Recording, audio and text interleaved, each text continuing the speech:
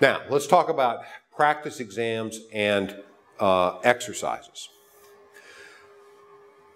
What you want to avoid, I mean, you want to do a lot of practice, and, you know, programs that have you do 4 or 5 LSATs before you walk into the exam, I think is not nearly enough, because you're just not sufficiently comfortable with the techniques that you need to know.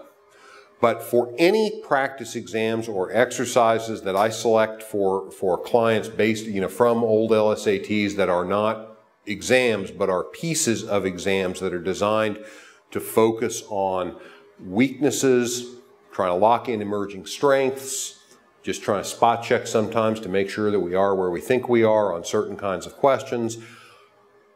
What I want people to do on either the practice exams or the exercises is always to know why you missed what you missed. If you don't understand why the LSAT's answer is better than yours, you're going to get that kind of question wrong more often than you should. And this again is related to just learning to think the way the writers of the LSAT think. And for clients, if they don't understand why the LSAT's answer is better than theirs, that's when they're supposed to call me so that we can talk about those things. Because you should never, ever leave a question thinking my answer was as good as theirs. It wasn't. Theirs was better. Your job and my job is to figure out why. You should also know which questions you got right, but you were uncertain about. That's kind of the second similar category. Understand why the answer that you actually picked was better than the answer that you almost picked. It's important to avoid practice for the sake of practice. I had somebody call me a while back who had taken the LSAT, was unhappy with her score, and wanted to talk about engaging me. And I said, well, what practice have you done? And she said, well, I took every LSAT practice exam. And my heart just sank, because there was nothing I could do. Those are the only good materials. She's going to remember more of them than she thinks she is, and we're never going to get an accurate read on what her problems are. So it didn't work out. But the problem that she had was that she had just done one damn thing after another. It was just practice, practice, practice, without thinking about what she was doing on every type of question, why she was doing it that way, understanding her errors, tracking. Another thing that you have to do is you have to track, if you don't have an advisor to do it, you have to track your content and test-taking patterns.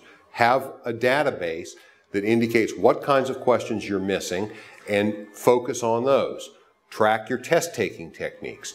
Am I having problems getting in the middle of the second section, for example? Why am I missing 4 questions in a row in reading comp? It sort of makes sense in analytical reasoning, but it should never, ever, ever happen to you in logical reasoning or reading comp, because those are discrete questions. So you want to look very carefully at your test-taking patterns. More, you need to continually assess the effectiveness of your techniques. For whatever reason, some techniques start to fail at a certain point in your program, and then you have to find new ones that will come in and do the job better. On the other side, some things that didn't seem to work for you at the beginning, suddenly they click into place. And one of the tricks to doing this preparation well is to know when to reintroduce techniques that maybe didn't work so well the first time. It's also really important to either get from your advisor, tutor, or instructor, or to give to yourself really prompt feedback. And I'm not talking about a couple of days, next week. I'm talking about a few hours, no longer than 24, because then it's still fresh in your mind. Longer than a day or two, you'll have done something else, and you'll have kind of forgotten, and you'll have to get yourself back in the game and remember why it is that you picked the answer that you picked. So very prompt feedback, whether from somebody else or to yourself, is really important. And these are just a few of the things that a really top flight LSAT prep program ought to be doing for you.